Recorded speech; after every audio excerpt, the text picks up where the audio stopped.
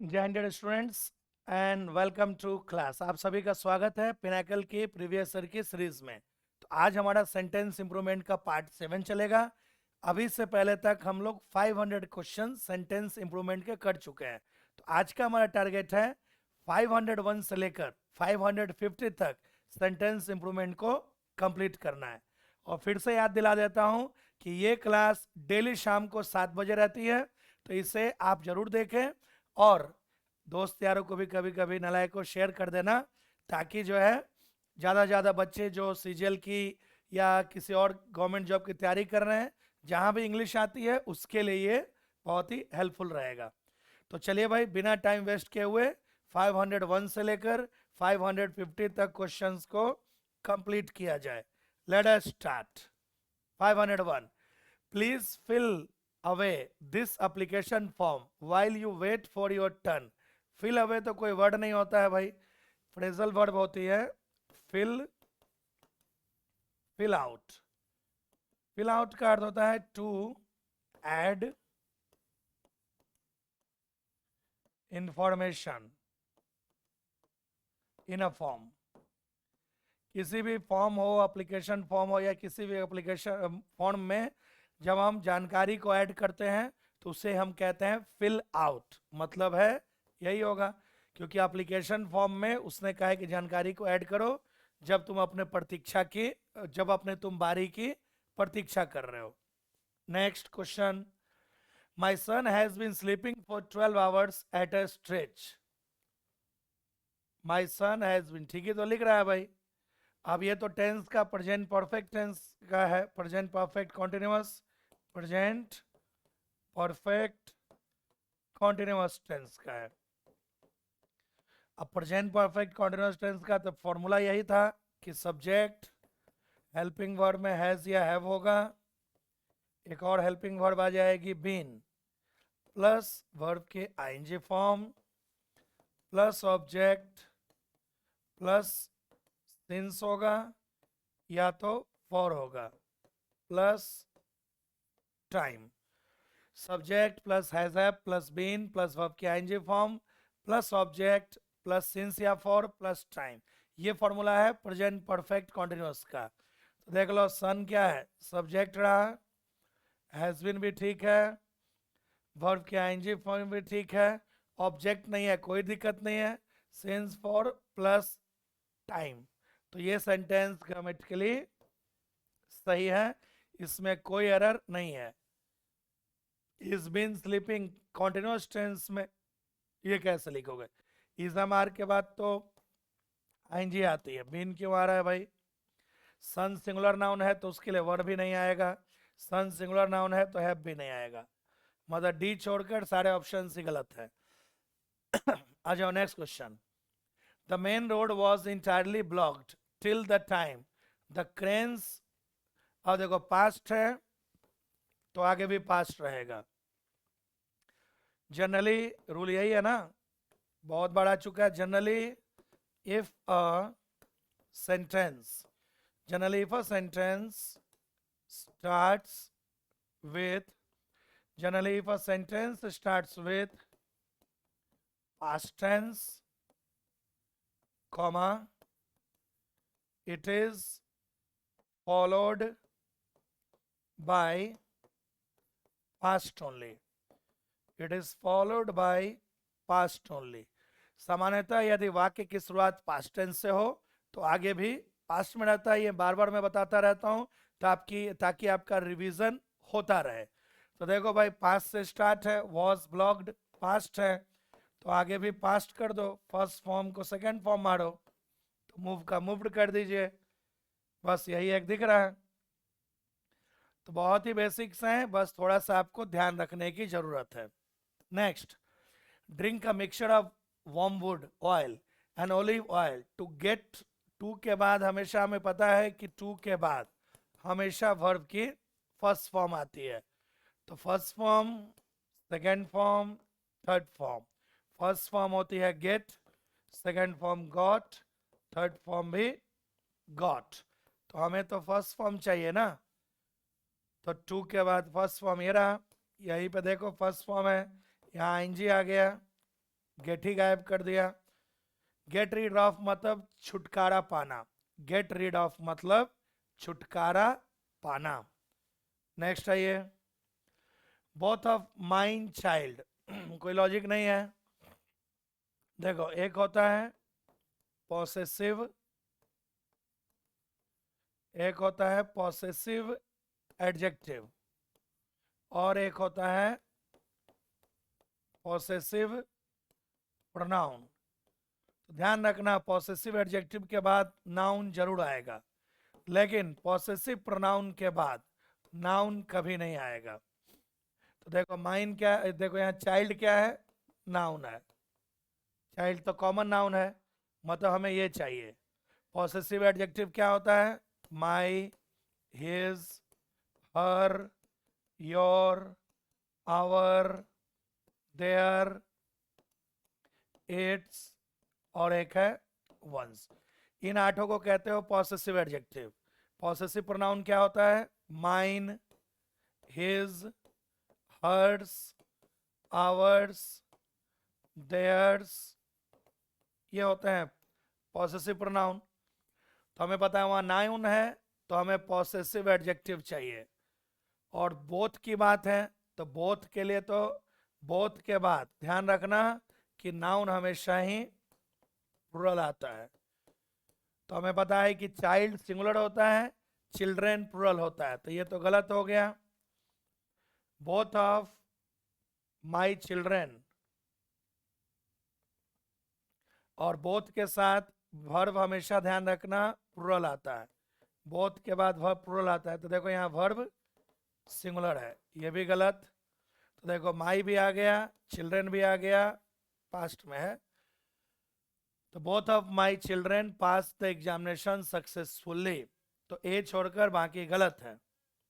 506, bring me the finest dress from an, finest of, ये क्या logic है भाई, 3 डिग्री होती है, पॉजिटिव डिग्री, कंपैरेटिव, सुपरलेटिव। तो पॉजिटिव डिग्री होता है फाइन, कंपैरेटिव डिग्री होता है फाइनर, सुपरलेटिव डिग्री होता है फाइनेस्ट।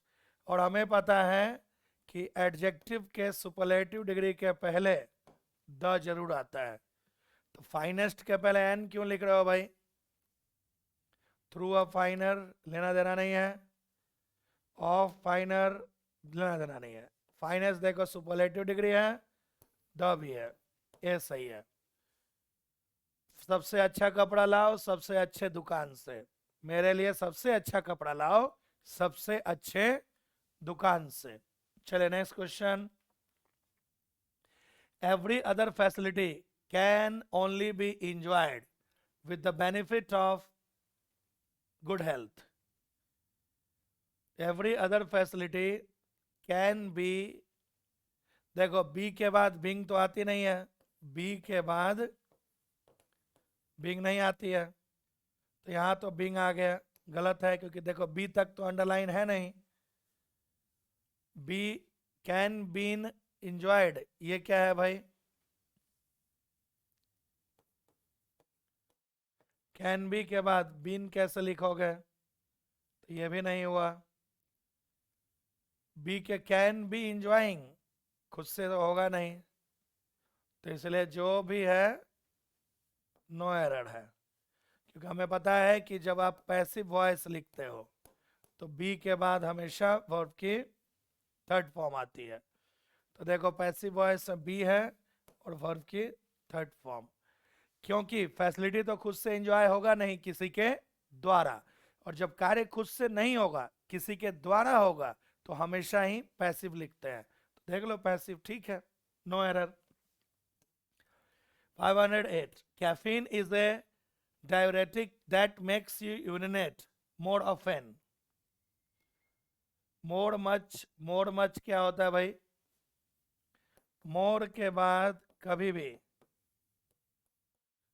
much का प्रयोग नहीं होता, तो ये हटा दो।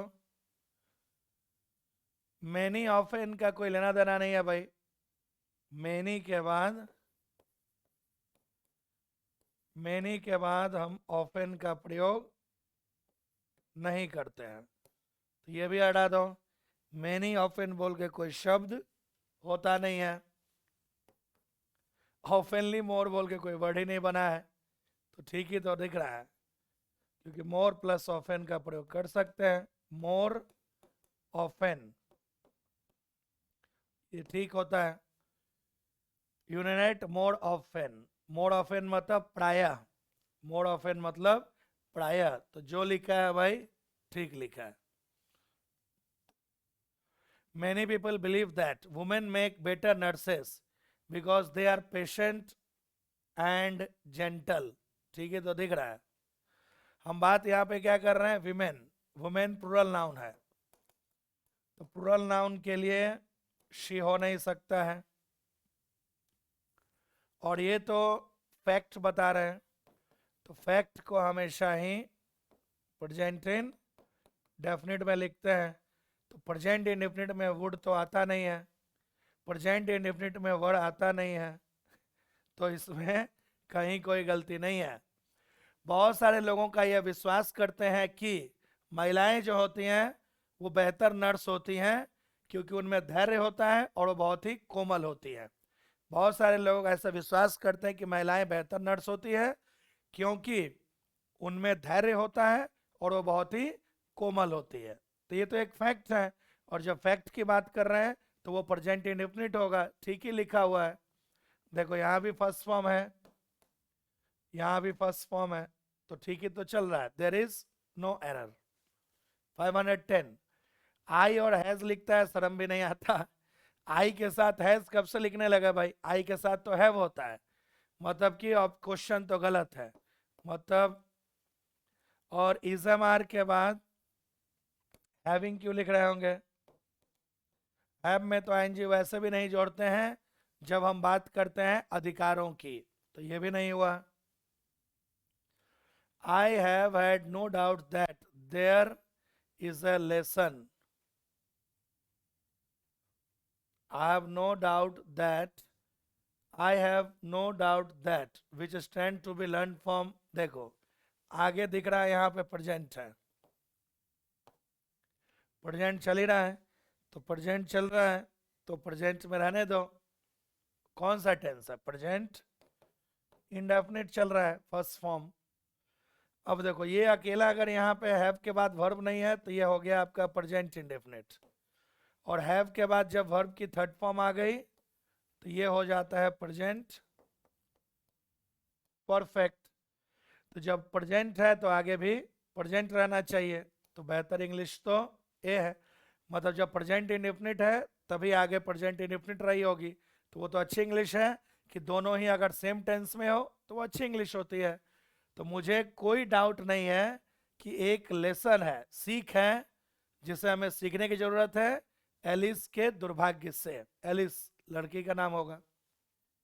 Next, Viren examined careful, adverb आ गया भाई। देखो उन्होंने एग्जामिन्ड लिखा है और फिर लिख दिया केयरफुल लिख दिया। एक वर्ड हम अपने से लिखेंगे खुद से, केयरफुल्ली। हमें पता है कि एग्जामिन वर्ब है, जिसके अंत में एफ यू एल आता है वो सामान्यतः एडजेक्टिव होता है, और जब आप एडजेक्टिव में एल वाई जोड़ते हो तो सामान्यतः वो बनता है एडवर्ब। और हमें पता है कि वर्ब की विशेषता तो हमेशा ही एडवर्ब बताता है, ना कि एडजेक्टिव। ऐसा क्वेश्चन बार बार आ रहा है तो ये आपको रिवीजन हो जाना चाहिए।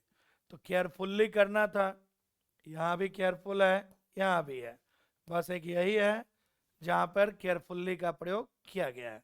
तो 11 का आंसर ए हो गया।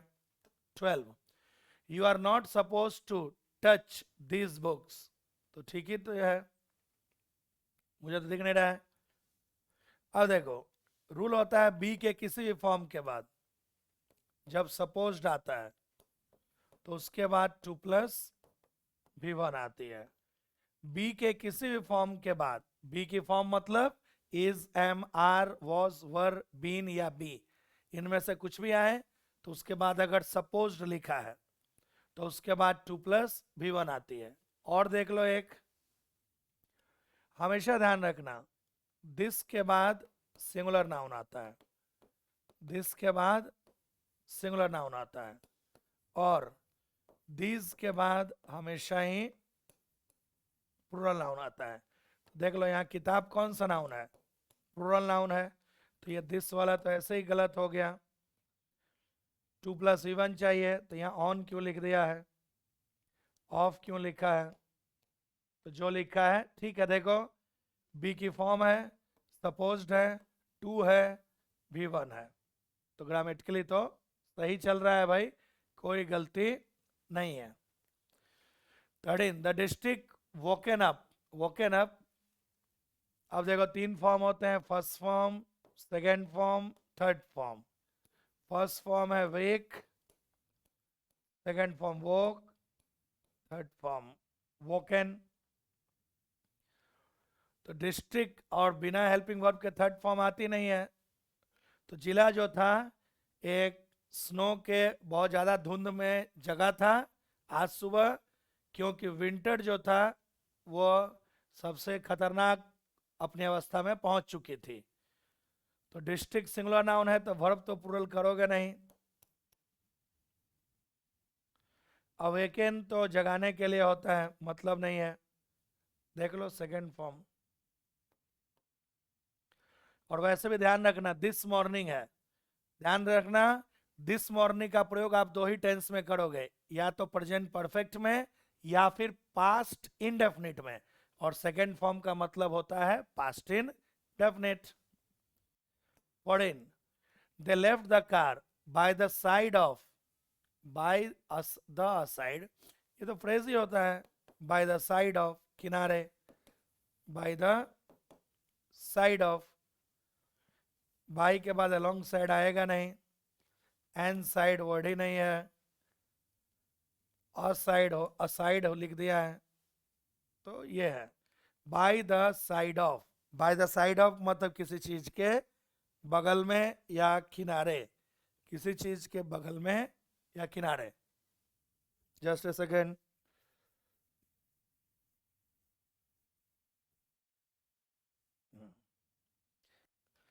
तो उन्होंने कार को रोड के किनारे छोड़ दिया था और जंगल की तरफ चले गए थे,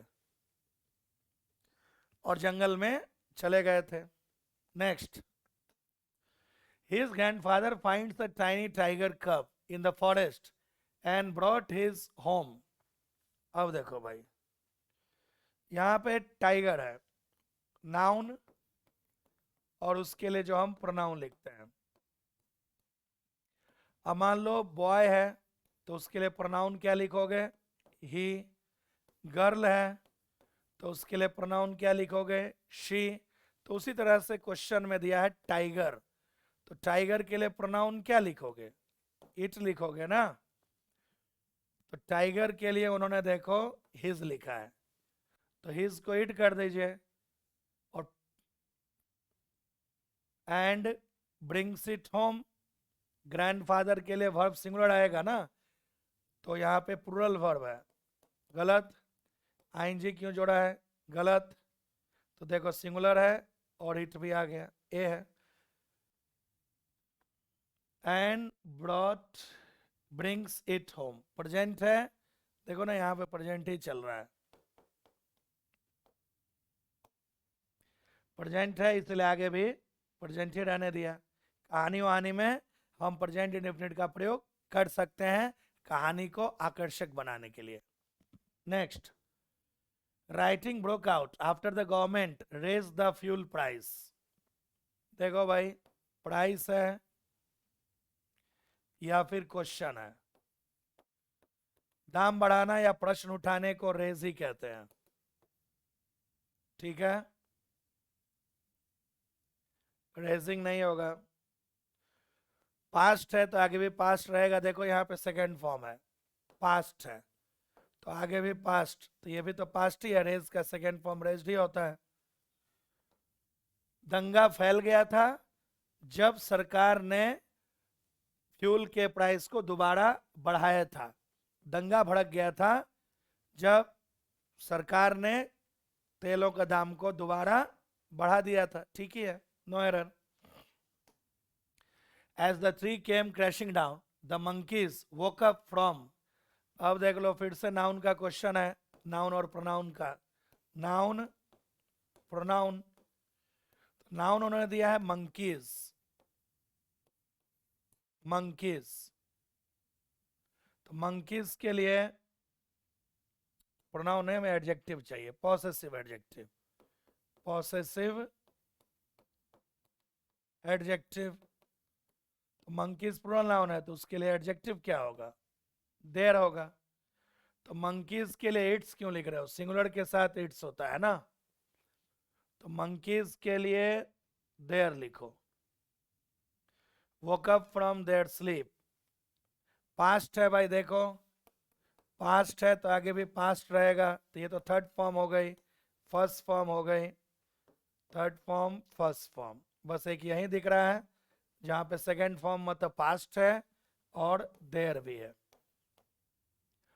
पैर नीचे टूट के गिरा था और बंदर जो थे अपने नींद से जग गए थे और एक ब्रांच से दूसरे ब्रांच पे भाग गए थे, दौड़ गए थे।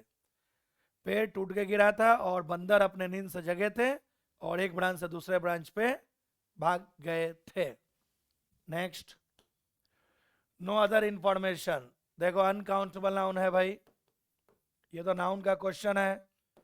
कुछ नाउन में एस यस मत जोड़ो, वो है अनकाउंटेबल। उसमें पहला ही है इंफॉर्मेशन, इंफॉर्मेशन में कभी भी एस का प्रयोग नहीं करेंगे। क्यों?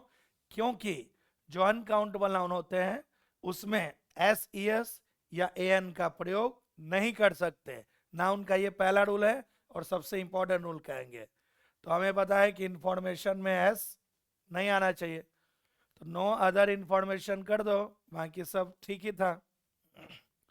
यहाँ पे अदर्स कर दिया, कोई लॉजिक नहीं है। नन और अनदर एक साथ होता नहीं है। नो अदर इंफॉर्मेशन, और कोई जानकारी उसे नहीं दी गई थी। Next,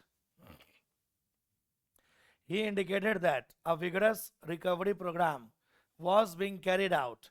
90,000 reminders had been issued and thousands of, मुझे इतना पता है, देखो नाउन का क्वेश्चन है या सब्जेक्ट वर्ब एग्रीमेंट का, आप थाउजेंड्स ऑफ लिखो या फिर हंड्रेड्स ऑफ लिखो या फिर मिलियंस ऑफ लिखो, जो भी लिखो, इनके बाद ध्यान रखना नाउन हमेशा ही प्लूरल होता है।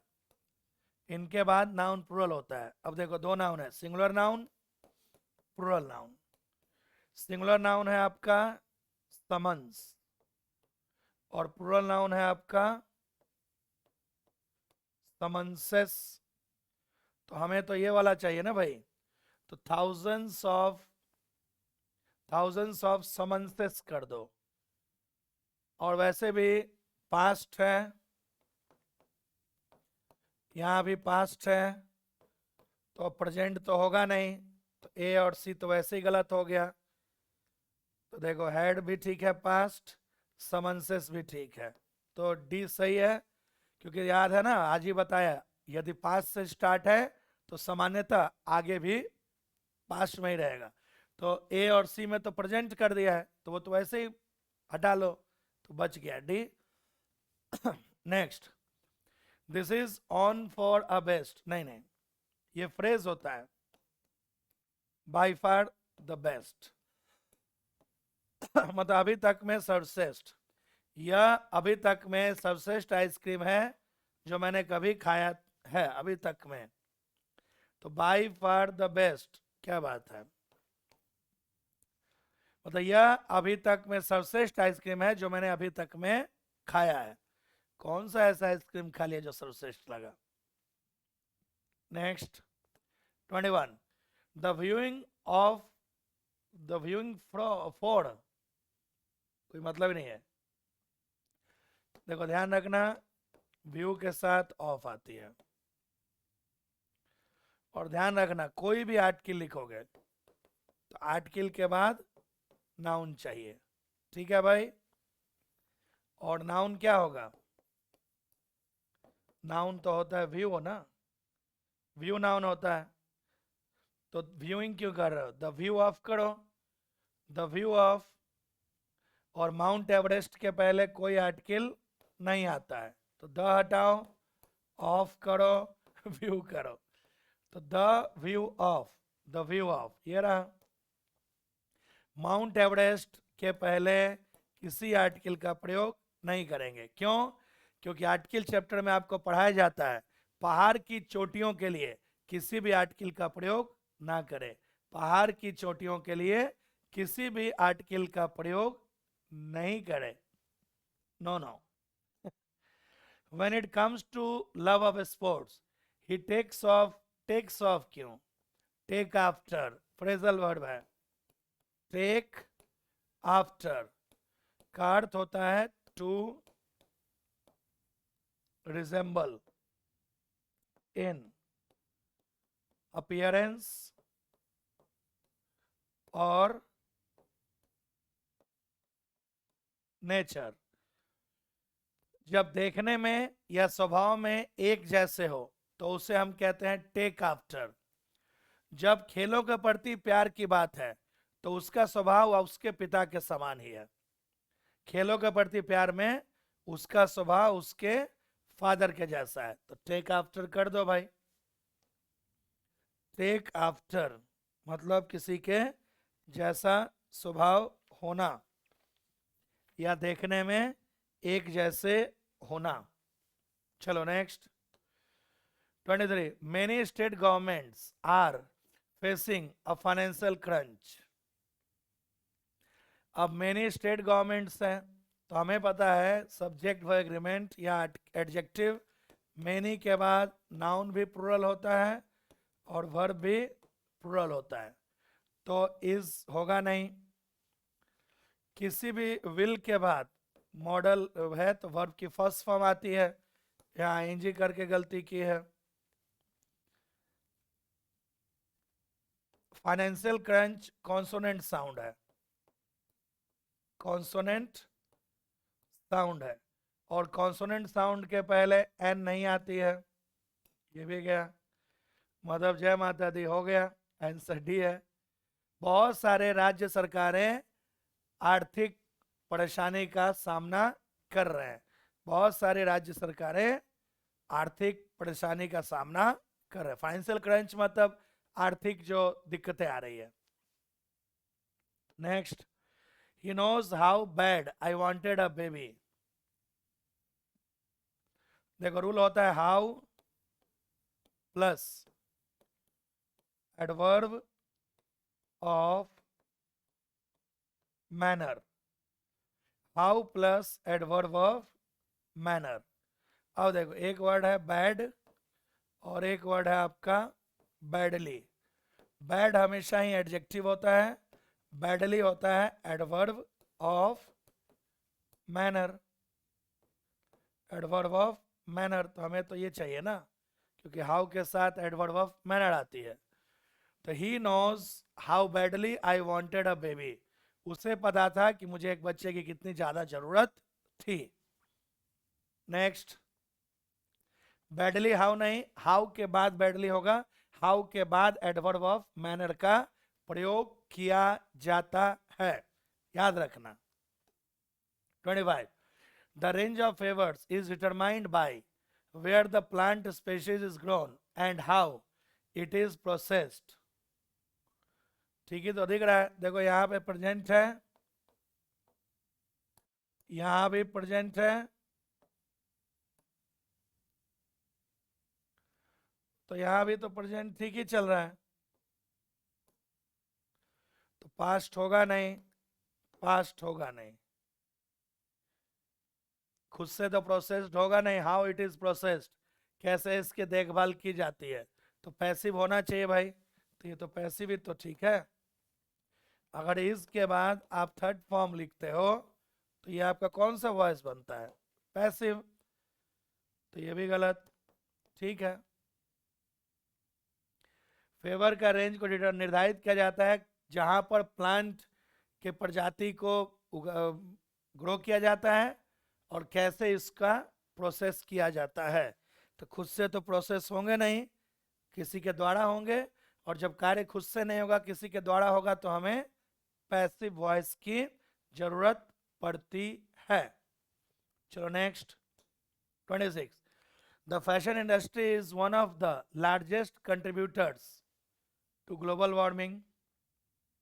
ठीक है, तो दिख रहा है, क्योंकि रूल तो ये होता है ना कि वन ऑफ के बाद the plus superlative degree plus plural noun. One of के बाद एडजेक्टिव के सुपरलेटिव डिग्री आती है और नाउन तो हमेशा प्लूरल ही होगा। तो वन ऑफ के बाद देख लो, सुपरलेटिव डिग्री भी ठीक है, प्लूरल नाउन भी ठीक है। तो जय माता दी बोलो। वन के साथ डबल ऑफ क्यों आने लगा? सुपरलेटिव डिग्री के पहले द नहीं लिखा है, ये गलत हो गया। कंपैरेटिव डिग्री क्यों लिखा है? सुपरलेटिव चाहिए। तो देख रहे हो ना, तो इसलिए वन ऑफ के बाद एडजेक्टिव की सुपरलेटिव डिग्री और उसके पहले द जरूर जोड़ोगे, और नाउन या प्रोनाउन हमेशा ही प्लूरल आएगी, और अगर वर्ब लिखना है तो वो भी सिंगुलर आएगा, ध्यान रखना। 27। The eggs are warm. Warm, मुझे इतना पता है कि इज लिखो या आर लिखो या एम लिखो या वॉज लिखो या वर लिखो, इनके बाद या बी लिखो, इनके बाद दुनिया में दो ही फॉर्म होगी, या तो वर्ब की थर्ड फॉर्म या फिर आईएनजी फॉर्म। तो वार्म ये तो फर्स्ट फॉर्म हो गया भाई, मतलब गलत है, तो ये तो होगा नहीं। और टेम्परेचर, टेम्परेचर की जब बात होती है तो हम सामान्यतः टेम्परेचर के पहले प्रीपोजिशन एट लिखते हैं। तो पहली बात तो फॉर को हटाओ, टू को हटाओ, देखो थर्ड फॉर्म भी है, एट भी है, तो डी है। The eggs are warmed at a suitable temperature for the larva to hatch from eggs. अंडों को एक उपयुक्त तापमान में गर्म किया जाता है ताकि वो से सके, उससे प्रजनन हो सके। ठीक है भाई, next. If we do nothing to curb this pollution, I guarantee we will face the wall in the future. देखो ये एक इडियम है, face the music. Face the music का अर्थ होता है टू एक्सेप्ट पनिशमेंट, सजा स्वीकार करना या सजा मिलना। तो यदि हमने कुछ नहीं किया प्रदूषण को कम करने के लिए, तो मैं आपको गारंटी दे सकता हूं कि हमें सजा भोगना पड़ेगा भविष्य में। फेस द म्यूजिक, सजा स्वीकार करना या सजा को भोगना। कर्ब मतलब घटाना। अगर हमने प्रदूषण को नहीं घटाया तो मैं आपको गारंटी देता हूं कि भविष्य में हमें सजा तो मिलेगी। नेक्स्ट, डू यू माइंड मी। देखो भाई, माइंड के बाद हमेशा ही जेरेंड आता है। जेरेंड मतलब वर्ब की आईएनजी फॉर्म। तो इन्होंने टू क्यों लिख दिया है भाई? ये जेरेंड तो ठीक ही चल रहा था, जेरेंड के पहले टू नहीं आती है ना, इन्फिनेटिव टू का प्रयोग जेरेंड के पहले नहीं करते हैं। तो अगर टू हटा दोगे तो चलेगा। अब डू यू, डू के बाद कैन क्यों आ रहा है? हेल्पिंग वर्ब के बाद कैन नहीं लिखते हैं। डू डज डिड के बाद वर्ब हमेशा प्लूरल होता है, तो ये भी गलत, क्योंकि वर्ब में एस जोड़ दिया तो वो क्या बन गया? सिंगुलर। डू डज डिड के बाद फिर हेल्पिंग वर्ब विल क्यों लिख रहे हो? तो देख लो, बस सी सही है। Do you mind me being here while you are working. जब आप काम कर रहे हैं तो अगर मैं यहाँ रहूं तो आपको कुछ प्रॉब्लम है? माइंड मतलब बुरा मान जाए। क्या आप बुरा मानेंगे यदि मैं यही रहूं जब आप काम कर रहे हैं? Next, 30. One's family plays a very major role to continue the trends and age-old traditions. A very major role. अब देखो भाई, इसमें सिनोनिम पूछा है क्योंकि नो इंप्रूवमेंट तो है नहीं। मेजर का सिनोनिम क्या होता है भाई? मेजर का सिनोनिम होता है सिग्निफिकेंट या फिर इम्पोर्टेंट, सिग्निफिकेंट या फिर इम्पोर्टेंट। तो पैसिव मतलब तो लेजी होता है, फुटाइल मतलब यूजलेस। तो बकवास दिख रहा है आपको। सिग्निफिकेंट, हमारा जो परिवार होता है वो बहुत ही महत्वपूर्ण रोल अदा करता है ट्रेंड को जारी रखने में। इंड्योर मतलब जारी रखना। हमारा परिवार एक बहुत ही महत्वपूर्ण रोल अदा करता है कोई भी जो ट्रेंड चली आ रही है, प्रथा चली आ रही है, उसे आगे जारी रखने में। चले next. All his bones could be counted because his body was totally shrivelled and wrinkled.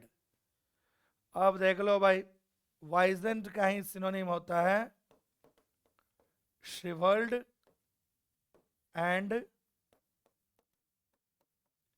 Wrinkled, यही होगा। श्रंक मतलब तो सिकुड़ जाना, ड्राई मतलब सूख जाना, बोनी मतलब हड्डी, यही होगा। श्रंकेन मतलब सिकुड़ जाना, ड्राई मतलब सूख जाना, बोनी मतलब हड्डी, एकदम हड्डी हड्डी दिखना। तो उसके सारे हड्डियों को गिना जा सकता था क्योंकि उसका जो बॉडी था वो सिकुड़ गया था, छोटा। श्रिवल मतलब छोटा हो गया और रिंकल मतलब झुर्रियां पड़ गई थी, सिकुड़ गया। Next. My sincerity and patience drove me through all odds and problems of life.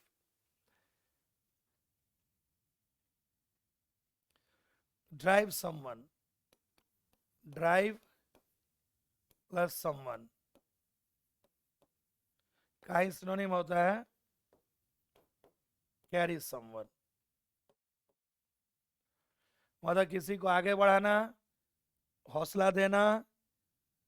तो मेरी सिंसियरिटी और धैर्य ने ही मुझे सारी बाधाओं और जीवन की समस्याओं से बाहर लेके गया था।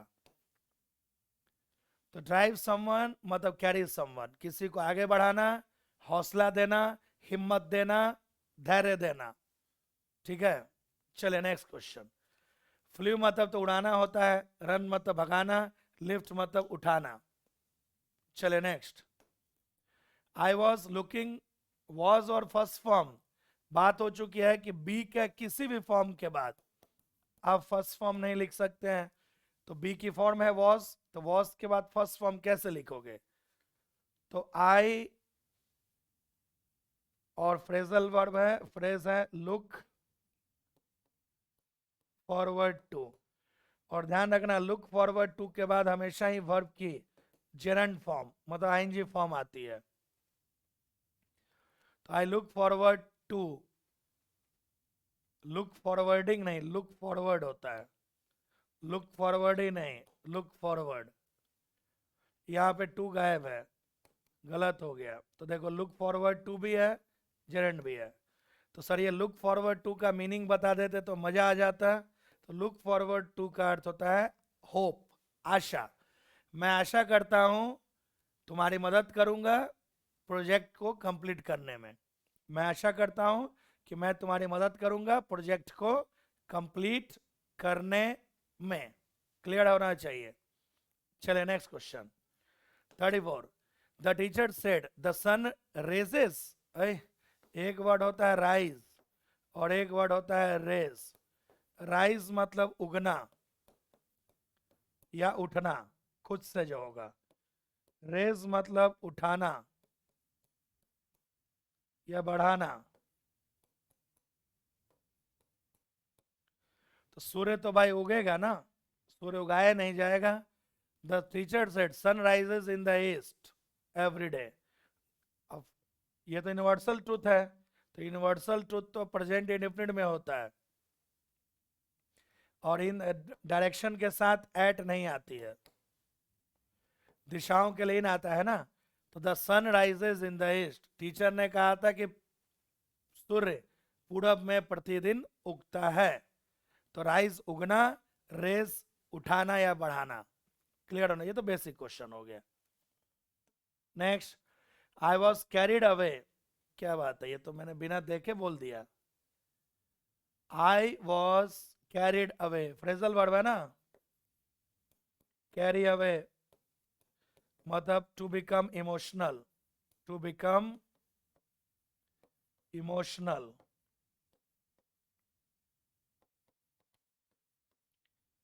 या टू बिकम वेरी हैप्पी, या बहुत खुश हो जाना, to become very happy, to become very happy, to become emotional और टू बिकम वेरी हैप्पी।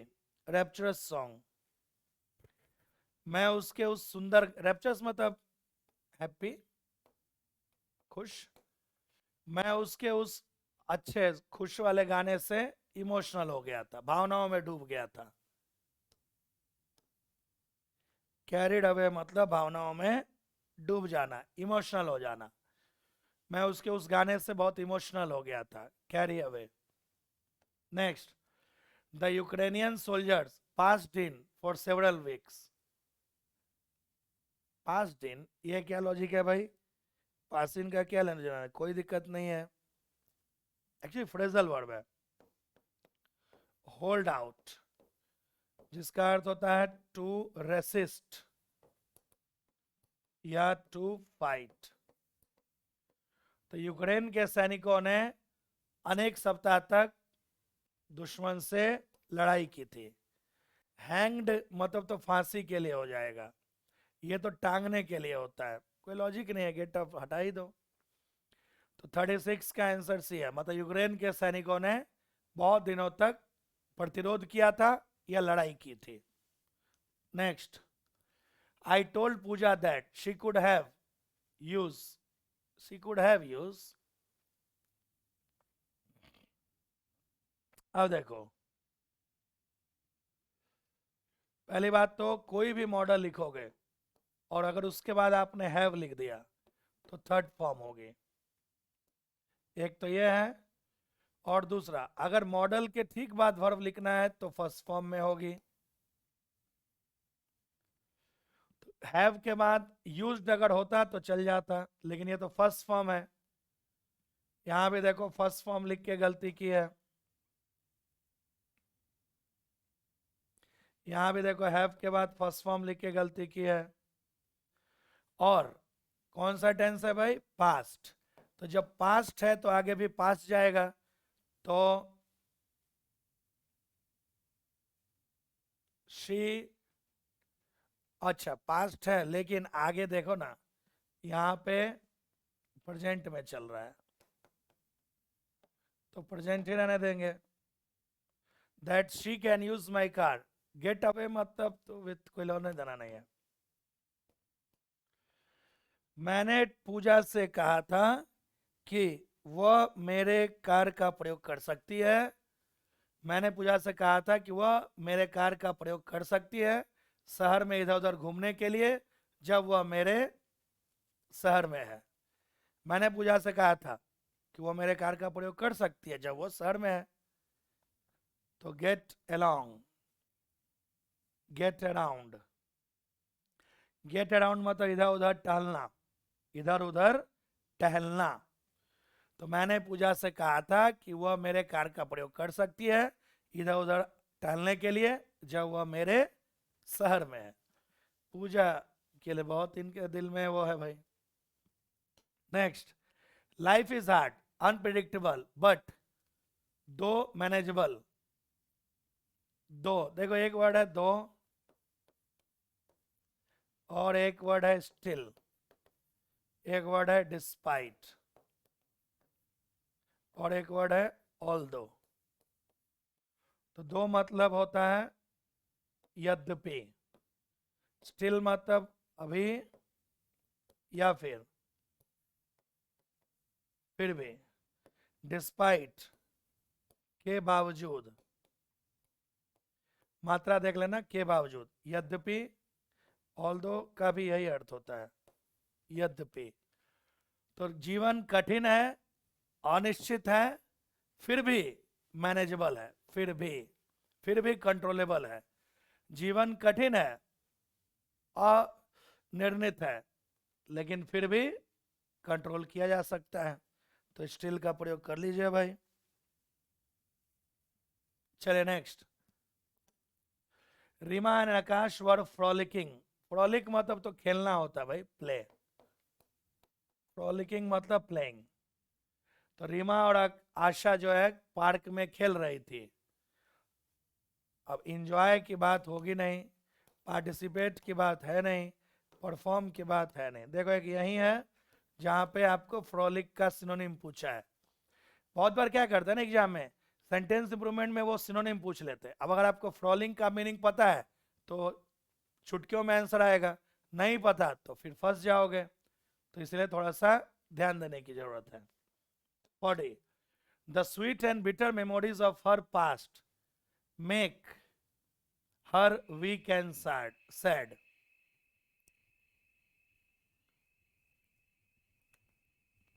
अब देखो वीक एंड सैड का सिनोनिम पूछा है, वीक एंड सैड। तो देखो वीक का सिनोनिम तो आपको पता है, फीबल होता है। सैड का सिनोनिम लिख दो, अनहैप्पी। सिनोनिम पूछा है, वीक मतलब कमजोर, फीबल मतलब भी कमजोर, सैड मतलब दुखी, अनहैप्पी मतलब भी दुखी। तो made her feeble and unhappy. मीठी और कड़वी यादें जो उसके पास्ट की है वह उसे कमजोर और दुखी बनाती है, बनाया था उसे past. Next, my mom told me to have cleaning. ये क्या मतलब हो गया भाई?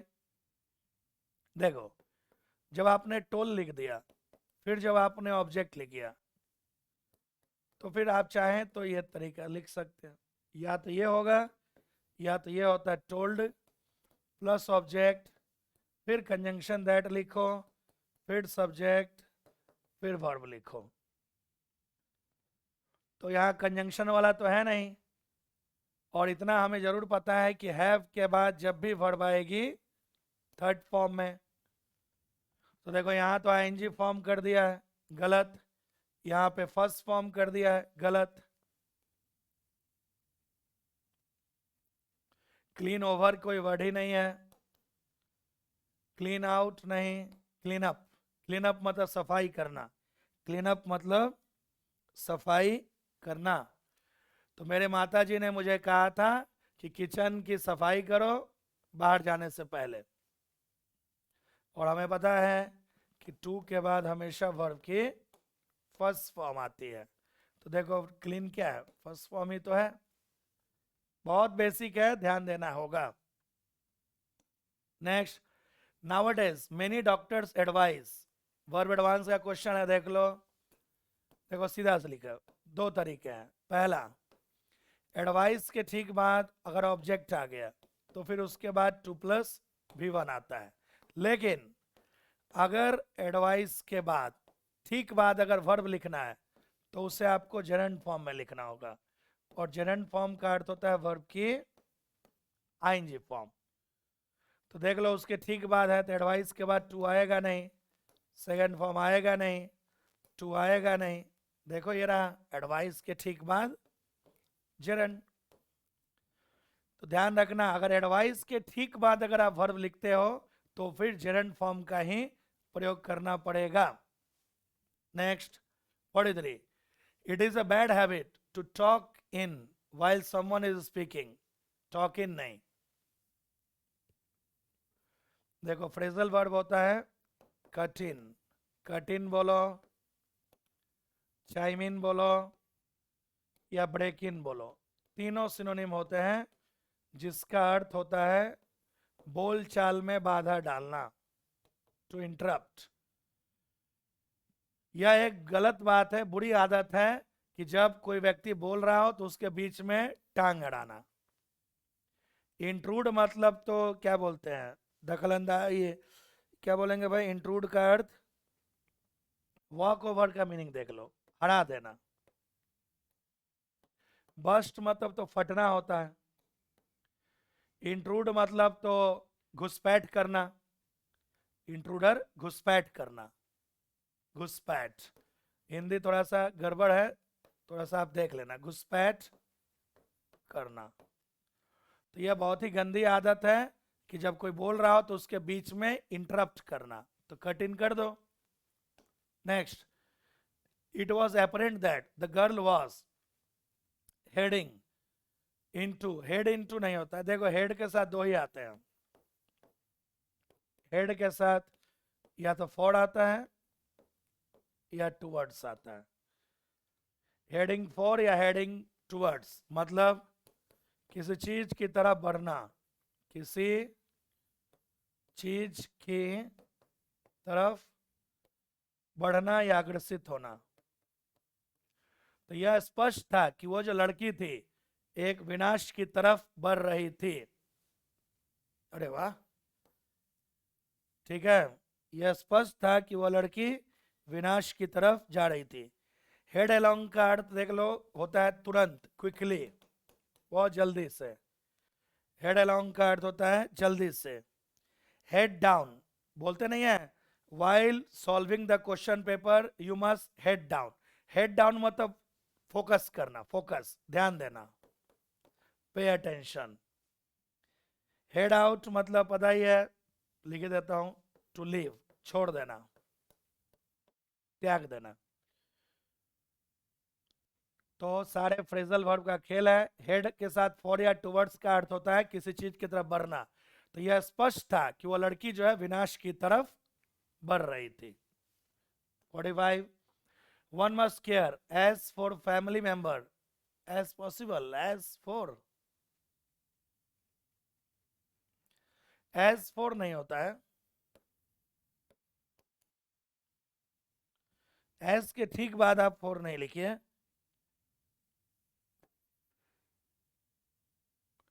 एज मच आप लिख सकते हैं, ये हो सकता है, इतना जितना की।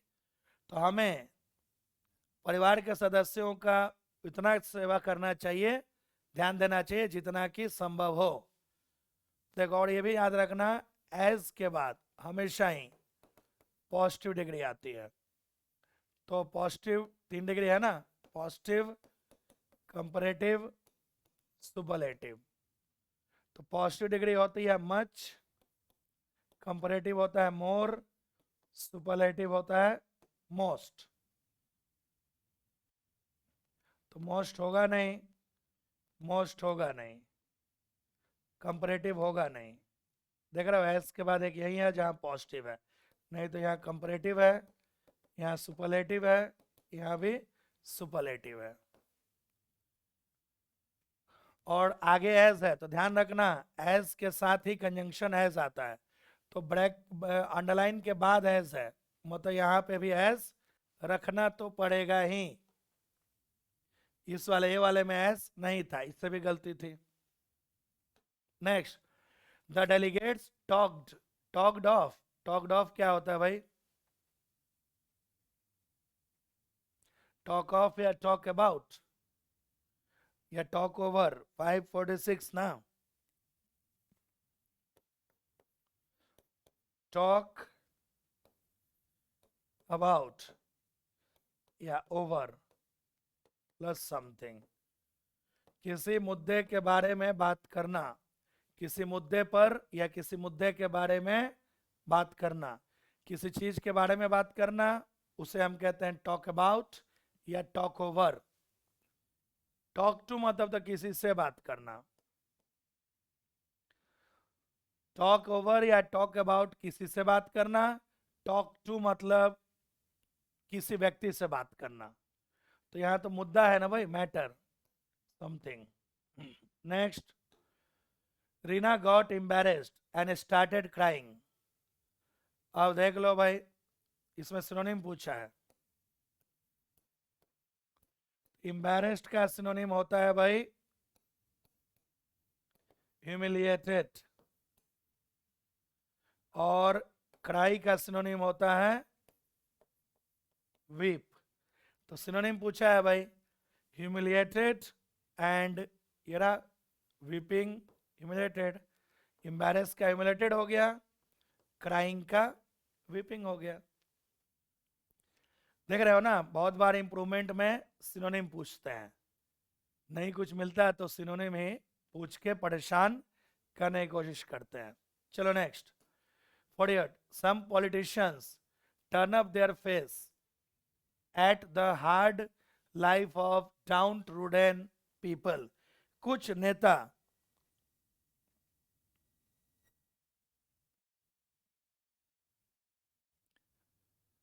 टर्न, ये तो फ्रेजल वर्ब हो गया भाई, फ्रेजल वर्ब है। Turn up ones nose, not to not accept something, to not accept something, not to accept something, किसी चीज को स्वीकार ना करना।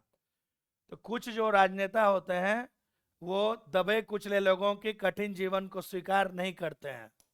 फ्रेजल वर्ब है, turn up their nose, ones की जगह कुछ भी लिख सकते हो, ठीक है। तो कुछ राजनेता जो हैं वो गरीब लोगों के कठिन जीवन को स्वीकार नहीं करते हैं, वो कहते हैं कि सब तो मजे में ही है, गरीब भी एकदम मजे में रहते हैं, वो सच्चाई को स्वीकार नहीं करते हैं। ये फ्रेजल वर्ब हो गया। When we reached the hill station, it was raining। अब देखो फिर से एडवर्ब आ गया भाई, उन्होंने लिखा है रेनिंग, और हेवी लिखो या हेवियर लिखो या हेवीएस्ट लिखो, और एक हम अपने तरफ से लिखेंगे हेवीली।